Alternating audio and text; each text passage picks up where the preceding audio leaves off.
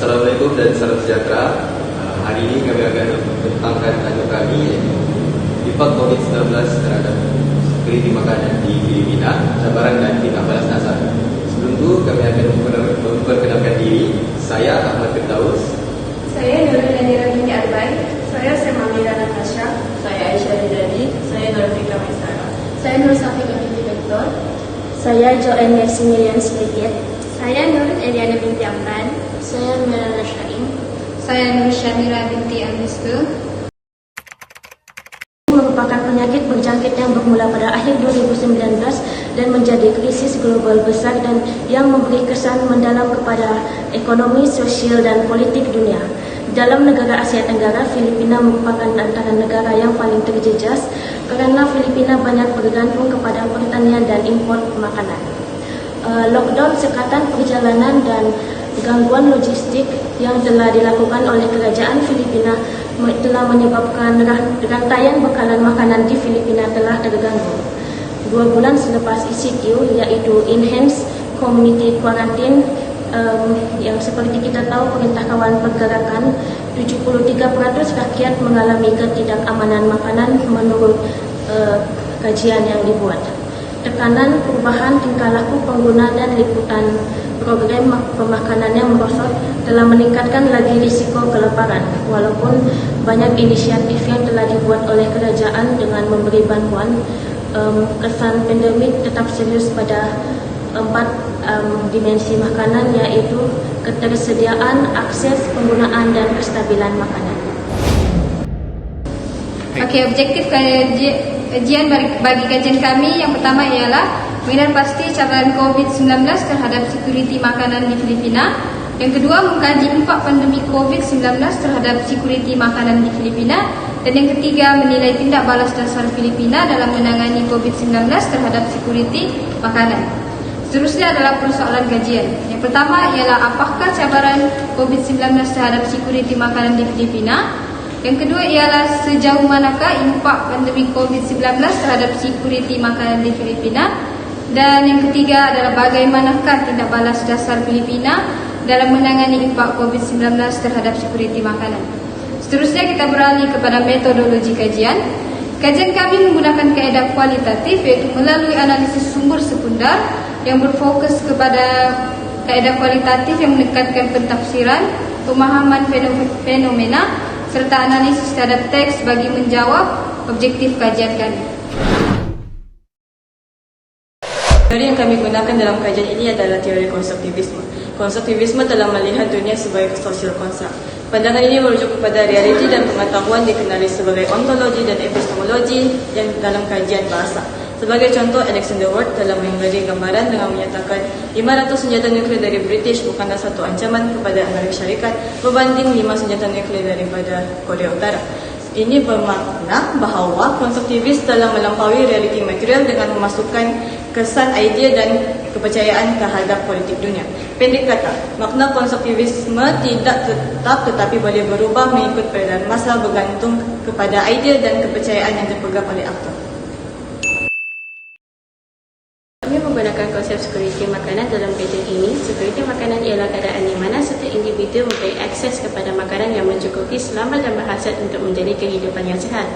Menurut FAO, sekuriti makanan mempunyai 4 dimensi utama, iaitu ketersediaan, akses, pengguna dan kestabilan. Di Filipina, isu ini menjadi semakin serius semasa pandemik COVID-19 apabila rantaian bekalan terganggu, harga makanan meningkat dan pendapatan isi rumah merosot. Ketersediaan merujuk kepada bekalan makanan dalam negara. Akses pula kepada kemampuan pendapatan makanan menggunakan melibatkan kualiti makanan, manakala kestabilan memastikan bekalan makanan berterusan walaupun berdepan krisis. Keempat-empat dimensi ini saling berkait dalam menjamin sekuriti makanan. Mari kita akan masuk kepada dapatan kajian. Dapatan yang pertama ialah cabaran COVID-19 terhadap sekuriti makanan di Filipina. Isu yang pertama ialah ketidakseimbangan antara bandar dan non-bandar. Di kawasan bandar seperti Metro Manila lebih bergantung kepada pasaran moden dan import yang menyebabkan sekiranya logistik terganggu, maka penduduk di persekitaran juga turut terjejas. Semasa awal pandemik COVID-19, telah berlakunya sekatan pergerakan yang menyebabkan penghantaran bekalan makanan terjejas disebabkan oleh kekurangan pekerja dan penutupan sempadan daerah. Di kawasan luar bandar pula juga berlakunya sekatan pergerakan untuk pergi ke pasar, ke kawasan pertanian dan perikanan, juga untuk pergi ke pusat bandar. Menurut Nurul Izzati, sektor pertanian merupakan satu nadi utama bagi sebuah negara dan perlu beroperasi secara berterusan. Ini menyebabkan para petani dan nelayan tidak mengalami kesusahan untuk menjual hasil mereka di pasar maupun disalurkan ke luar bandar disebabkan oleh penutupan sempadan daerah yang menyebabkan ramai petani dan nelayan mengalami kekurangan pendapatan dan meningkatkan kadar kemiskinan. Yang kedua adalah peningkatan kadar pengangguran dan kejatuhan pendapatan isi rumah. Sektor utama di Filipina mengalami penyusutan karena sekatan ekonomi. Sebagai contoh, pemotongan gaji dan penurunan pekerja oleh majikan. Oleh itu, penyusutan ekonomi ini telah memberi impak yang besar kepada sektor yang tidak formal. Sisi seterusnya ialah pembelian panik dan kekurangan stok. Pembelian panik merupakan fenomena di mana pengguna membeli produk secara berlebihan yang menyebabkan kekurangan stok sementara di pasaran. Fenomena ini sangat relevan semasa tempoh krisis yang akan mencetuskan kebimbangan orang ramai. Fenomena ini dapat dilihat semasa awal pandemik kerana ramai individu membuat pembelian panik terhadap barangan asas yang menyebabkan permintaan melonjak naik. Pada masa yang sama, pembelian panik ini mencetuskan kenaikan harga barangan kerana permintaan yang tinggi dan stok yang cepat habis menimbulkan ketidakseimbangan akses bekalan. Tindakan ini menyebabkan golongan miskin akan tertekan dengan kenaikan harga dan ketiadaan akses makanan berbanding golongan yang berpendapatan tinggi. Seterusnya kita akan beralih kepada pertanyaan kedua, iaitu impak COVID-19 terhadap sekuriti makanan di Filipina. Jadi yang pertama ialah gangguan rantai bekalan makanan. Jadi semasa ini, sekatan pergerakan atau enhanced community quarantine telah menjejaskan pengangkutan hasil pertanian. Bukan itu saja, kekurangan tenaga buruh, penutupan pusat pengumpulan dan halangan logistik menyebabkan hasil tidak dapat dipasarkan.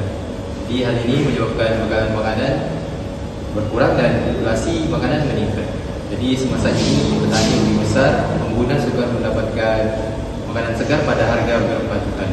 Seterusnya, penurunan akses ekonomi dan kuasa beli. Semasa ini banyak masyarakat Filipina kehilangan pekerjaan dan pengurangan jam bekerja dan telah menjejaskan pendapatan mereka. Selain itu, golongan berpendapatan rendah paling terkesan. Mereka terpaksa berhutang,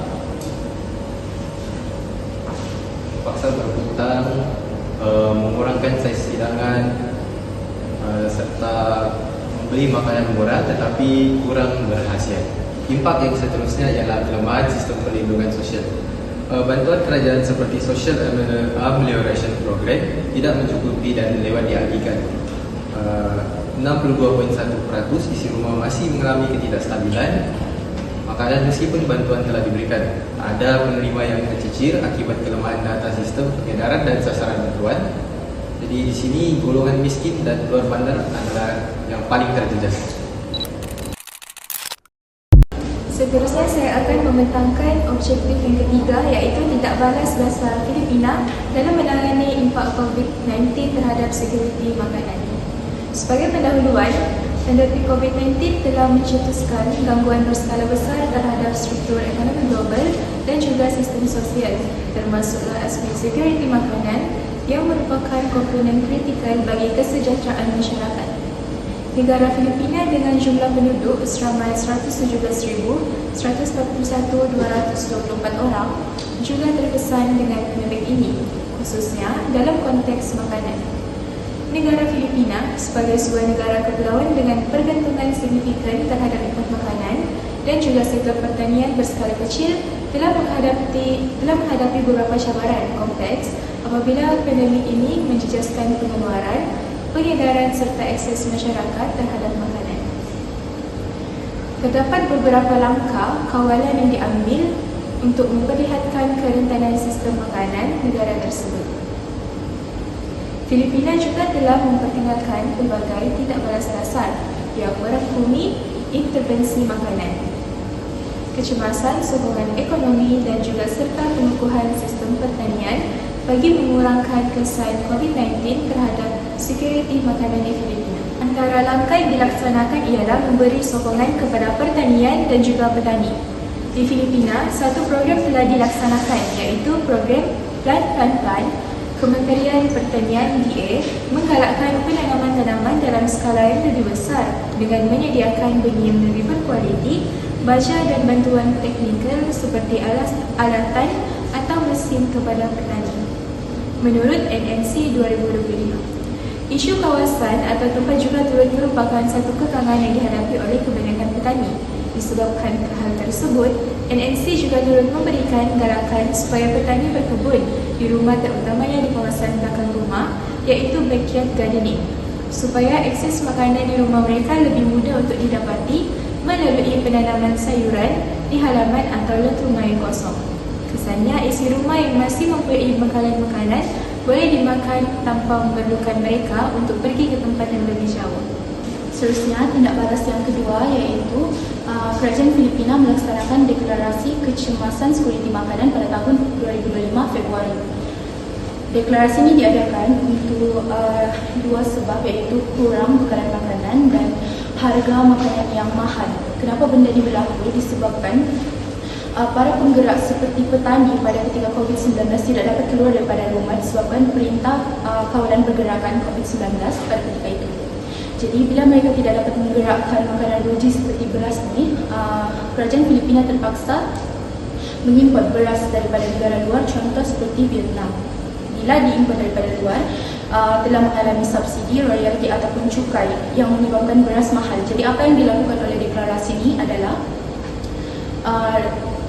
kerajaan Filipina mengambil daripada stok reserve kerajaan. Stok tersebut akan dijual di pasaran tempatan dan seterusnya dijual dengan harga yang berpatutan, tidak sama dengan harga beras yang diimport. Seterusnya, tindak balas yang terakhir adalah pengukuhan dasar zero hunger, pengukuhan dasar kebuluran atau zero hunger di bawah IATF. Sebenarnya terdapat beberapa dasar di bawah IATF, tetapi Presiden Ferdinand Marcos yang merupakan Perdana Menteri ke-17 telah memperkukuh dasar zero hunger yang disebabkan golongan berpendapatan rendah yang kurang menerima bekalan makanan pada ketika itu mengalami masalah kebuluran. Sebelum daripada COVID-19, masalah kebuluran di Filipina sudah ada, tetapi bilangannya meningkat apabila COVID berlaku dan hal itu mengkhawatirkan. Jadi golongan berpendapatan rendah ini akan mengalami masalah kelaparan atau kebuluran disebabkan kekurangan nutrisi daripada makanan yang mereka makanlah. Jadi apa yang dilakukan oleh Zero Hunger ini, mereka melakukan pertanian lestari yang memberi kesan baik kepada sosial dan ekonomi. Kalau sosial, impaknya adalah hasil daripada pertanian tersebut dijadikan daripada contoh beras. Padi menjadi beras, beras menjadi produk siap atau produk sedia ada. Seterusnya kepada kesan ekonomi, hasil daripada produk siap akan diekspor ke luar negara dan boleh membantu ekonomi Filipina. Sekian sahaja daripada tindak balas. Kesimpulannya, kerajaan Filipina perlu memastikan ketahanan makanan pada masa depan, menekankan keperluan tindakan strategik dan juga memperkukuhkan daya sistem makanannya bagi menghadapi sebarang pandemik seperti ini lagi. Sebagai contoh, Filipina perlu meningkatkan tindakan strategik dan bersepadu bagi mengukuhkan sekuriti makanan global melalui pembaikan struktur ekonomi. Selain itu, Filipina juga perlu memperkukuhkan sektor domestik, stabilan dasar dan pembangunan logistik bagi memastikan negara lebih bersedia menghadapi sebarang krisis ekonomi seperti ini lagi. Baiklah, sekian saja dari kami. Sekian, terima kasih.